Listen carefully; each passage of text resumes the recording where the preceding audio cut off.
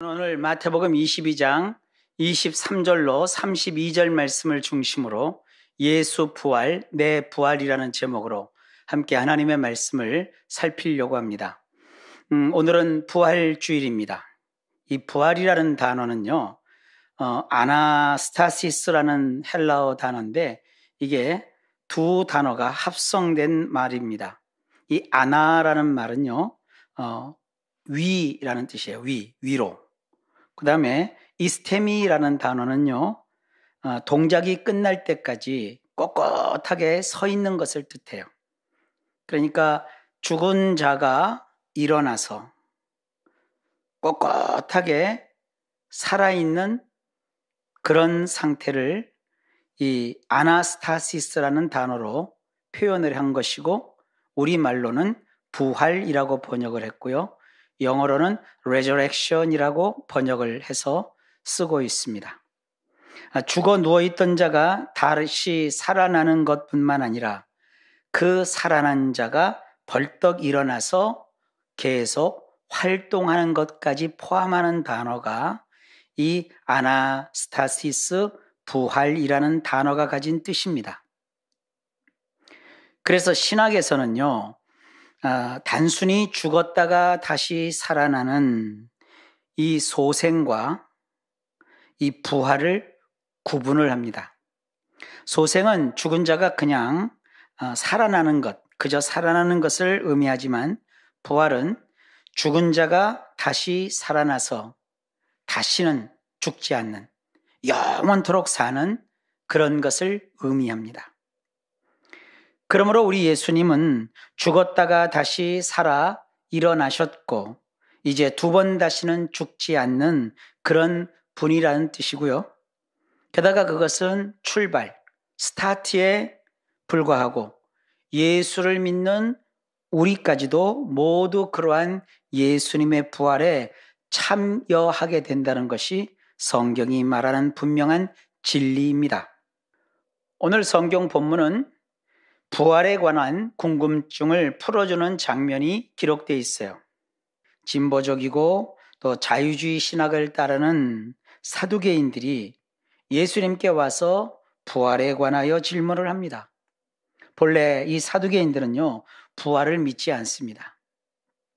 그러면서 저들 나름대로 이 부활이 가당치 않다며 그들 나름대로 가진 그 논리로 예수님께 찾아와서 예수님에게 부활 그런 것 얘기하지 마시오, 지금 이렇게 항의조로 질문하는 겁니다. 성경 본문에 이렇게 기록되어 있어요. 선생님이여, 모세가 일렀으되 사람이 만일 자식이 없이 죽으면 그 동생이 그 아내에게 장가들어 형을 위하여 상속자를 세울지니라 하였나이다. 우리 중에 7형제가 있었는데 마지가 장가들었다가 죽어 상속자가 없으므로 그 아내를 그 동생에게 물려주고, 그 둘째와 셋째로 7째까지 그렇게 하다가 최후에 그 여자도 죽었나이다. 그런즉 그들이 다 그를 취하였으니 부활 때에 7 중 누구의 아내가 되리이까? 이렇게 물어본 거예요. 사두개인들은 부활이 정말 궁금해서 예수님께 질문한 것이 아닙니다. 사두개인들의 사상을 연구해보면 그들은 모든 것을 물질로 보는 유물론자 비슷해요.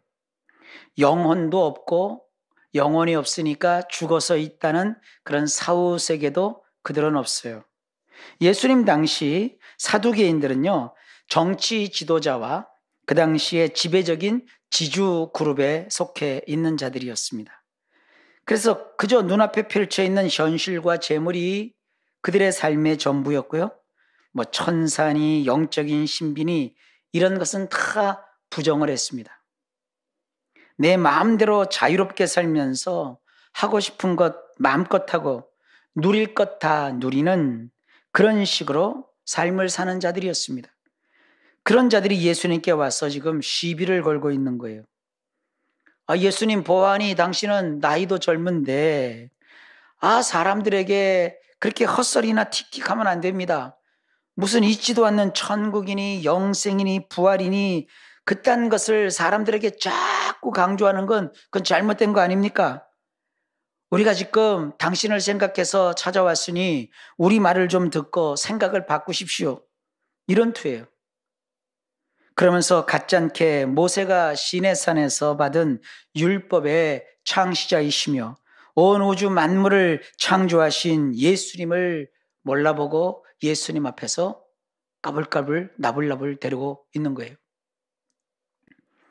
본래 이 형사취수제라고 하는 것은요, 형이 무자한 상태에서 죽게 되면 그 남아있는 재산과 땅과 가문을 보존하기 위해서 형수를 아내로 들여 자식을 낳아 그 동생이 죽은 형의 이름으로 상속자를 삼는 율법으로 정한 사회 제도입니다. 형사취수제와 함께 등장하는 것은 이 친척 안에서 반드시 지켜야 되는 토지무르기라는 율법이 있습니다. 이 형사취수제와 토지무르기를 통한 사회적 효과가 커요. 이스라엘 공동체를 구성하는 것은요, 이 부동산 공개념이거든요.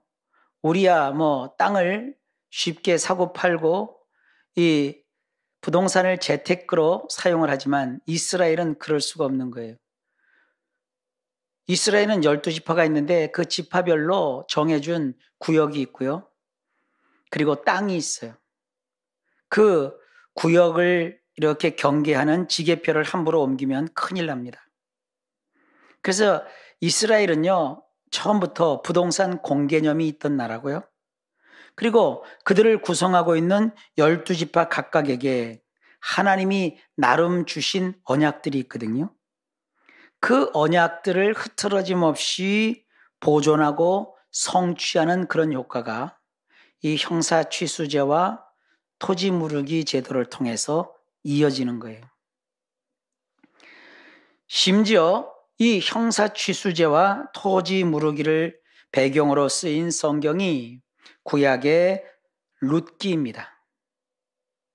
만일 이 룻기에 나오는 보아스가 모압 여인 룻을 자기 아내로 받아들이지 않았다면, 그리고 그 둘 사이에 낳은 자식인 오벳을 통해 전형적인 토지무르기, 바로 유다 지파에 속한 엘리멜렉 가문의 죽은 아들, 그러니까 원래 룻이라는 모압 여인의 남편 기럐의 대를 이 룻과 보아스 사이에서 낳은 오벳이라는 그 자식을 통하여 대를 잇게 하지 않았다면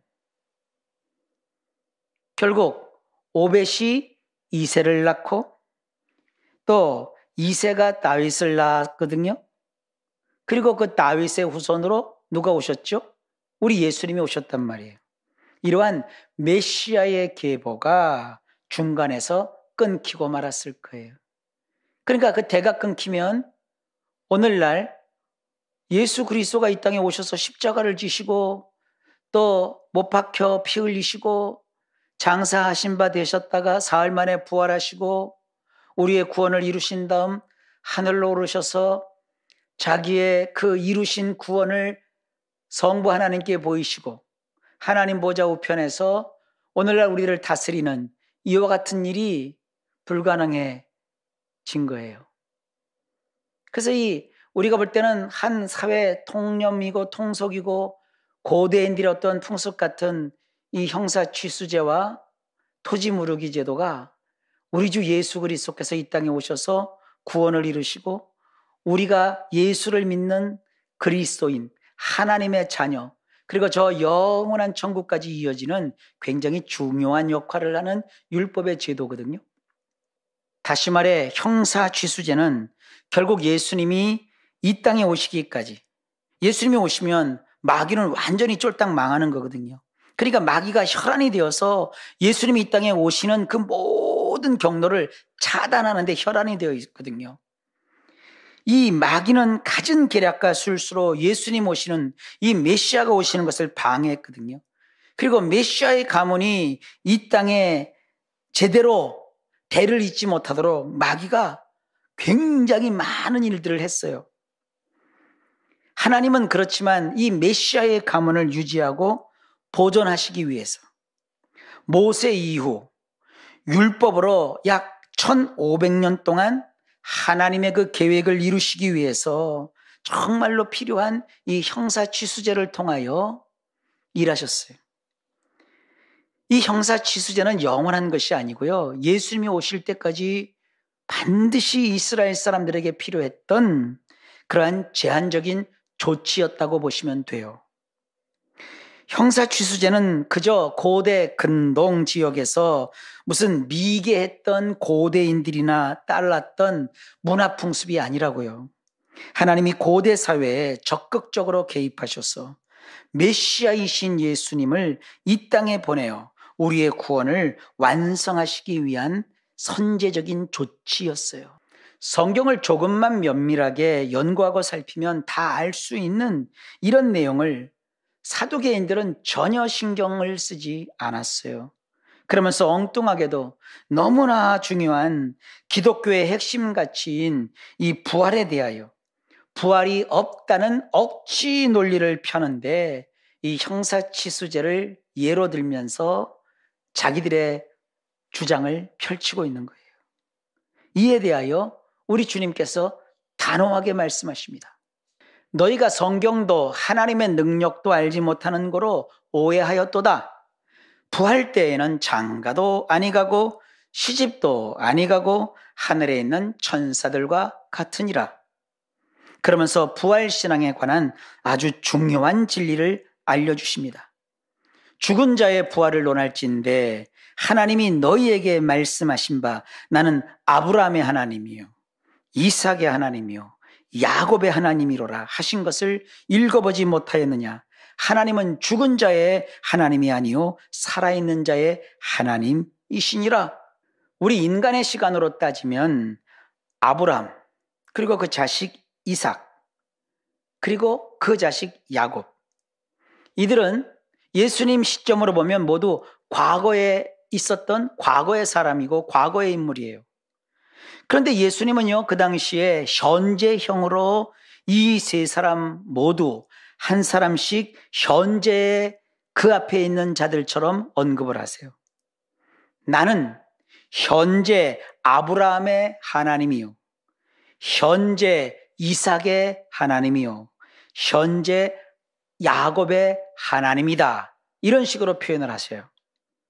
시간과 공간의 제한을 받는 인간 입장에서는 아브라함이 1대고 그리고 그 다음 이삭이 2대고 그리고 야곱이 3대예요. 그러나 하나님 앞에서는 아브라함도 이삭도 야곱도 모두 현재의 사람이에요. 그러면서 하나님은 죽은 자의 하나님이 아니요 이처럼 살아있는 자의 하나님이라고 예수님이 선언하십니다. 이런 일이 벌어지는 타이밍이 바로 부활의 때입니다. 오늘은 부활에 대하여 기록하고 있는 성경 구절들을 통해서 부활에 대한 확실한 이해를 돕고자 합니다. 많은 분이 이 고난주간 또 예수님의 부활 이렇게 기독교의 교회력에 따른 이러한 그 형식에만 치중하다 보니까 예수님의 그 죽으심과 부활 사이에 일어난 너무나도 소중하고 너무나도 중요한 일들이 있는데 그건 잘 모르고 계시더라고요.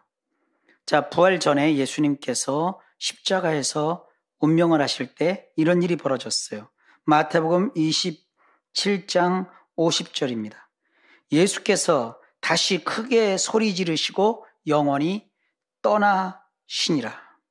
그때 어떤 일이 벌어졌느냐 하면 51절에 보면 이에 성소 휘장이 위로부터 아래까지 찢어져 둘이 되고 세상에 땅이 진동하여 바위가 터지고 그리고 52절에 보면 무덤들이 열리며 자던 성도의 몸이 많이 일어나되, 예수님이 죽으시던 그 시간에 무덤이 열리고 무덤 속에 자던 성도들이 그 몸이 많이 일어났어요. 그리고 어떤 일들이 또 이어지느냐 하면 예수님이 부활하신 다음에 53절에 보면 예수의 부활 후에 그들이 무덤에서 나와서 거룩한 성에 들어가 많은 사람에게 보이니라. 그러니까 이 무덤에서 나온 사람들, 이들은 부활했다고 하는 게 아니라 소생한 사람들이죠. 이 사람들이 거룩한 성 예루살렘에 가서 죽었던 사람인데 살아서, 멀쩡히 살아서 막 사람들에게 자기 자신을 보인다는 거예요. 그러니까 예수님의 부활은요, 예수님 한 분만 죽으셨다가 꼴랑 살아나시고 뭐 이런 거 아니에요. 예수님의 그 죽으심과 부활은 인간의 몸이, 죽었던 인간의 몸이 다시 살아나는 이 엄청나고 놀라운 일들의 시작을 알리는 그러한 출발점이라는 것을 성경은 우리에게 명확하게 알려주고 있는 거예요. 이 점을 우리 성도님들이 놓치시면 안 됩니다. 예수님의 부활은 예수님으로만 끝나는 게 아니라 바로 우리의 부활로 이어지는 거예요. 그 다음에 살펴볼 말씀은 요한복음 5장 28절로 29절입니다. 이를 놀랍게 여기지 말라. 무덤 속에 있는 자가 다 그의 음성을 들을 때가 오나니 선한 일을 행한 자는 생명의 부활로, 악한 일을 행한 자는 심판의 부활로 나오리라. 자, 예수님이 하신 이 말씀에 따르면 부활도 두 종류의 부활이 있어요. 하나는 생명의 부활이 있고 다른 하나는 심판의 부활이 있어요. 여러분, 부활이라는 그 말 자체에 너무 매달리지 마세요.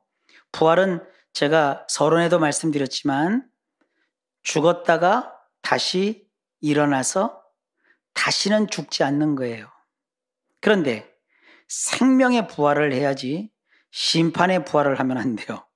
그래서 이 말하는 이 생명이라는 것은 조회라고 하거든요.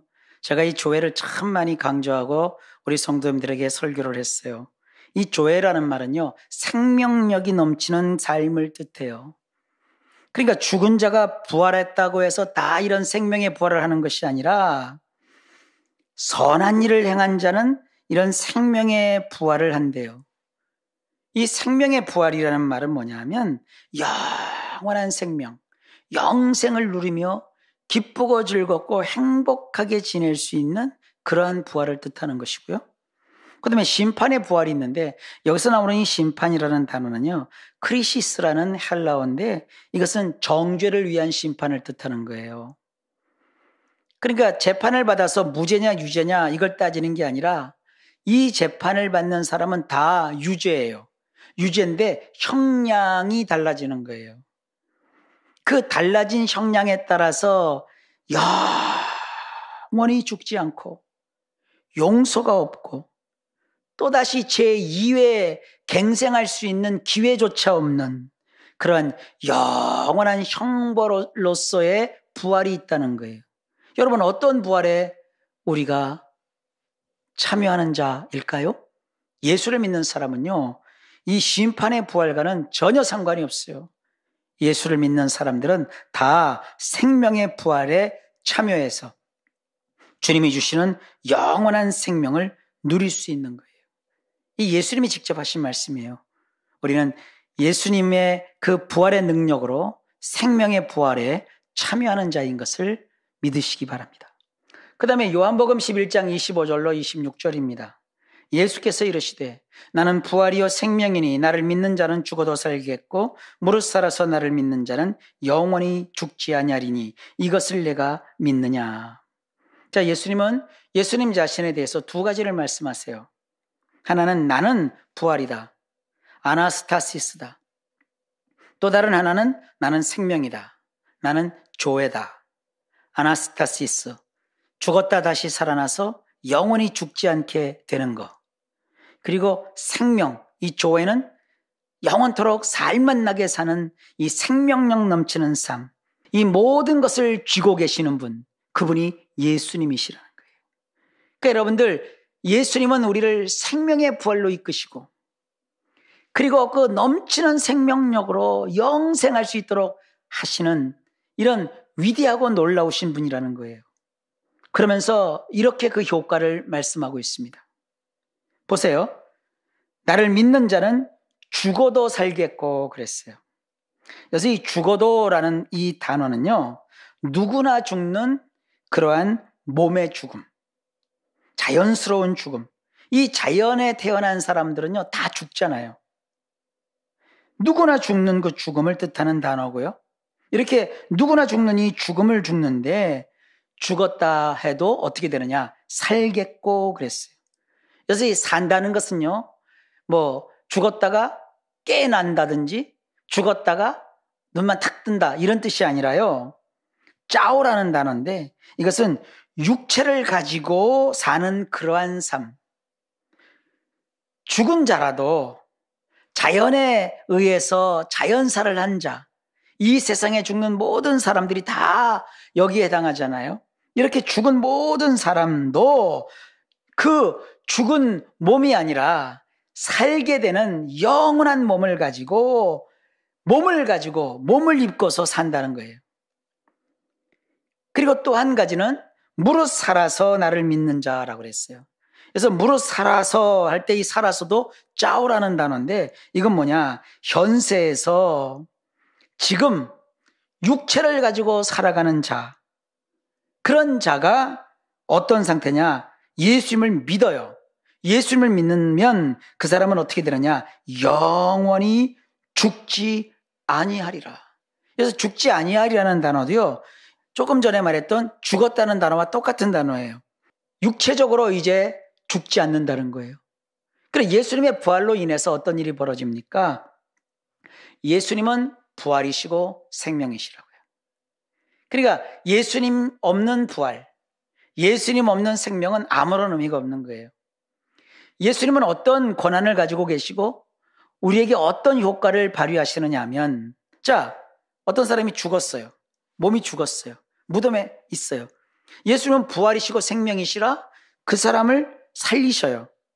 살리셔서 그에게 새로운 몸을 입혀주시고 새로운 몸을 갖게 하셔서 그가 새로운 육체를 가지고 조회, 영원토록 살만 나게 살 수 있도록 하셔요. 자, 부활의 때에 살아있는 사람이 있을 거 아닙니까? 우리 같이 육체를 가지고 살아있단 말이에요. 그 사람은 근데 믿음 생활을 하는 사람이에요. 예수를 믿는 믿음을 가진 우리 같은 그리스도인인데 부활의 때에 어떻게 되느냐? 그 사람은 그 육체가 죽지 않는데요. 이것이 놀라운 예수님의 약속의 말씀이고 성취될 예언입니다. 이것이 오늘날 우리가 예수를 믿으면서 반드시 가져야 될 분명한 성경적 믿음입니다. 사도행전 24장 15절입니다. 그들이 기다리는 바 하나님께 향한 소망을 나도 가졌으니 곧 의인과 악인의 부활이 있으리라 함이니이다. 이것은 바울이 벨릭스 총독 앞에서 했던 얘기입니다. 그는 분명히 이렇게 말하고 있는 거예요. 부활은 우리 예수님을 믿는 그리스도인들이 가진 소망이다. 이 소망을 가진 자가 바로 그리스도인이다. 우리같이 예수님을 믿어 하나님 앞에서 의롭다 하심을 받은 의인만이 부활하는 것이 아니라 악인도 부활한다는 것을 지금 바울은 총독 앞에서 이야기하고 있어요. 여러분, 예수 안 믿는 사람들은 죽으면 구천을 떠돌고 뭐 귀신이 되고 그런 게 아닙니다. 믿는 자나 안 믿는 자나 죽으면 다 무덤에 묻히죠. 성경은 우리 믿는 사람들은 잔다고 표현을 합니다. 우리 영혼은 낙원에 가서 주님의 재림 때를 기다리고 있고요. 그리고 믿지 않는 사람들은 죽으면 지옥의 대기소 같은 음부로 떨어져서 거기서 고통 속에 있다가 예수님이 부활하는 그때가 되면, 그 부활의 때가 되면 예수님께서 그 모두를 부활시켜요. 그래서 우리는 의인의 부활, 그리고 믿지 않는 저 사람들은 악인의 부활에 참여하게 되는 거예요. 그래서 우리는 생명의 부활 속에서 영원한 조회를 누리게 되고, 악인은 심판의 부활로 정죄되어 그들은 영원한 형벌에 처해지게 되는 거예요. 로마서 1장 4절입니다. 성경의 영어로는 죽은 자들 가운데서 부활하사 능력으로 하나님의 아들로 선포되셨으니 곧 우리 주 예수 그리스도시니라. 부활이 얼마나 중요하느냐 하면 우리 예수님이 죽은 자들 가운데서 부활하셨는데 이는 능력 안에서 된 것이라고 말합니다. 엄청난 힘의 작용이 있었다는 뜻이에요. 심지어 예수님이 부활하시는 그 순간에는요, 어떤 물리적인 힘도 작용했어요. 그래서 마가복음 16장 4절과 누가복음 24장 2절을 원문으로 보면 그 예수님의 무덤을 막았던 돌은 굉장히 큰 돌이었는데 그 돌이 멀리, 아주 멀리까지 굴러갔다고 되어 있어요.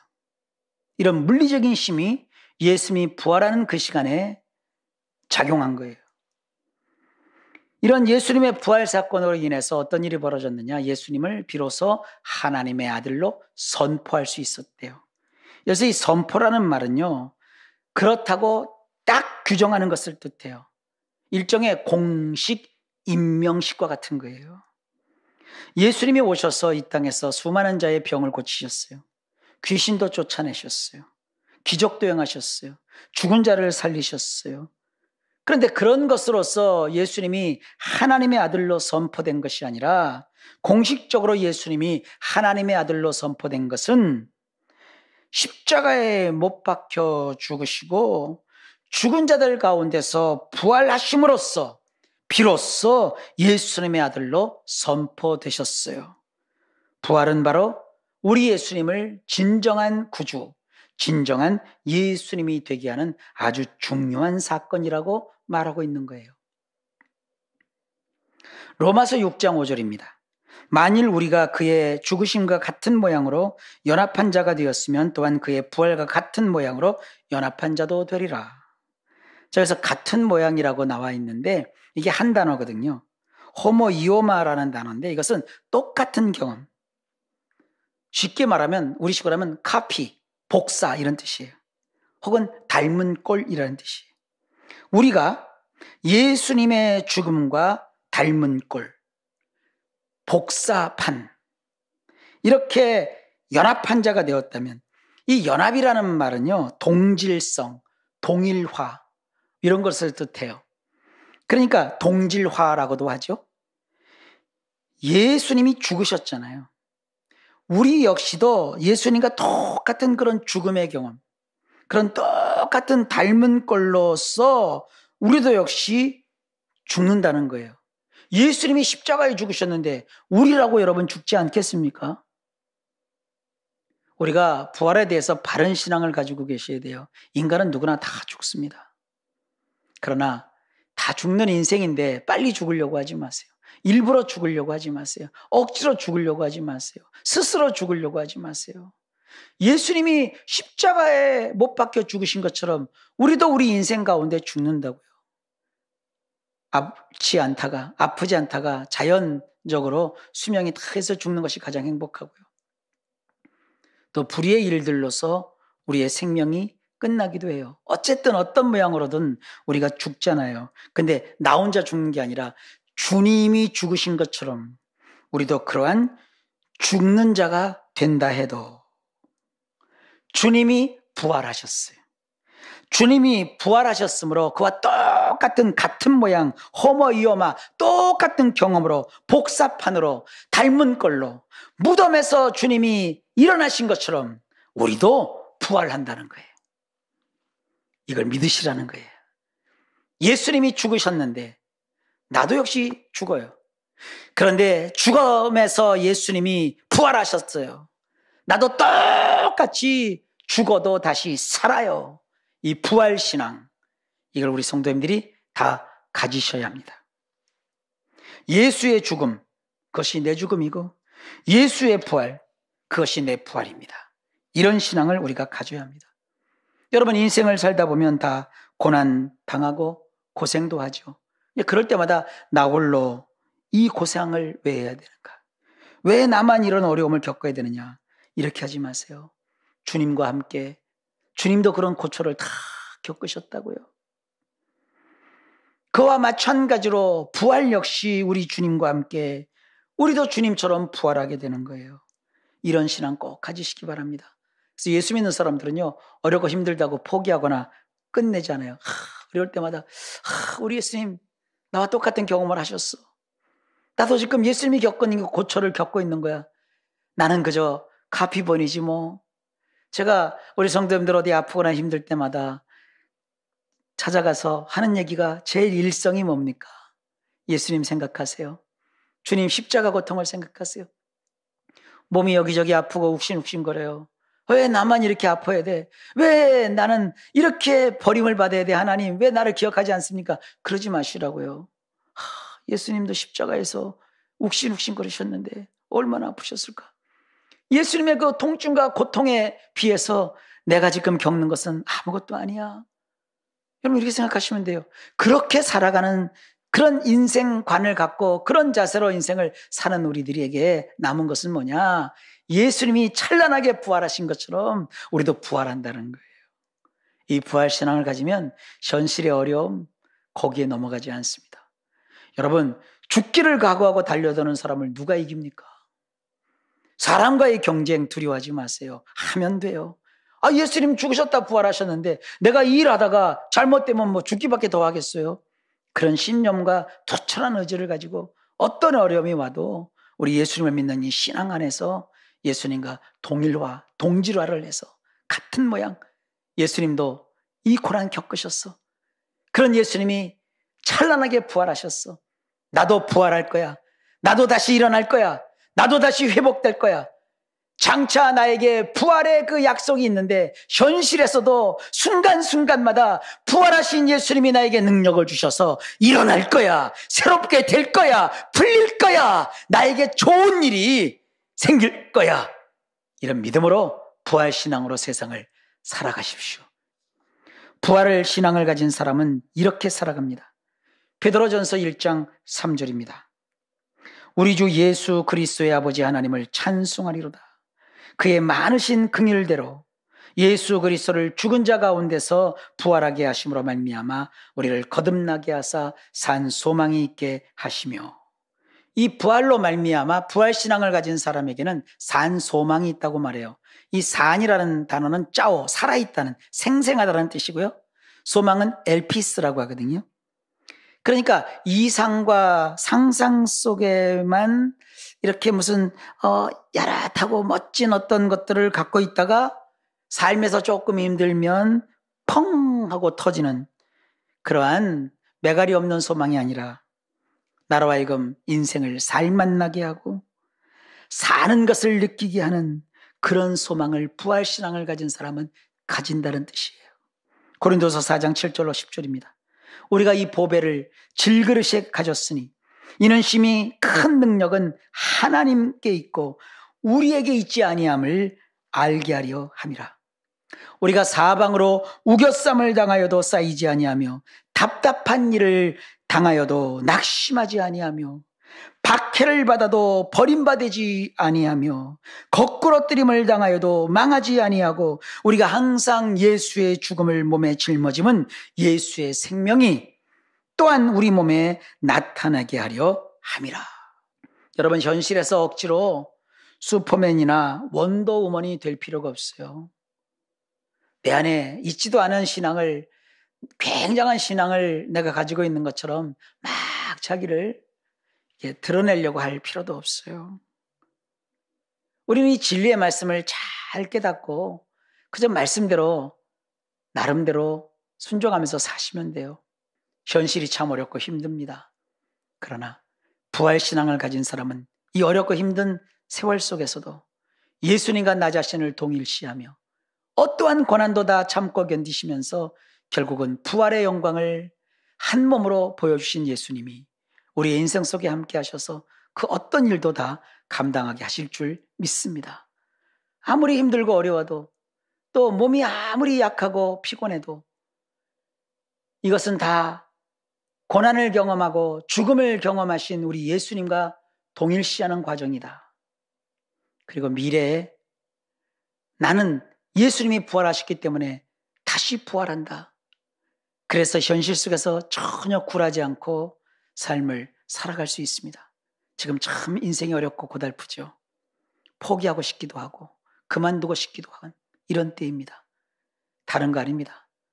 죽으셨다가 부활하신 예수님을 믿는 이 부활신앙, 예수의 죽음 내 죽음은 예수의 부활 내 부활이라는 이 투철한 부활신앙을 가지시고 미래에 부활할 사람들이 현재 어려움과 고난을 여기서 무너지거나 거기에서 포기하는 자들이 아니라 주님과 함께 잘 헤쳐나가고 이기시고 견디는 놀라운 우리 성도님들 다 되시기를 예수님의 이름으로 축복합니다. 예수 부활, 내 부활입니다. 기도합니다. 주님이 부활하셨습니다. 나도 부활합니다. 현실이 고달프고 힘들 때, 이것은 죽음을 당하신 예수님과 내가 동일시되는 과정이구나. 이 믿음 갖고 어떠한 어려움 속에서도 주님을 믿고 의지함으로 다 견디고 이기고 감당하게 하시고 그리고 승리케 하시는 부활의 영광을 맛보아하는 우리 모든 성도들 되게 하여 주옵소서. 예수님의 이름으로 간절히 기도하옵나이다.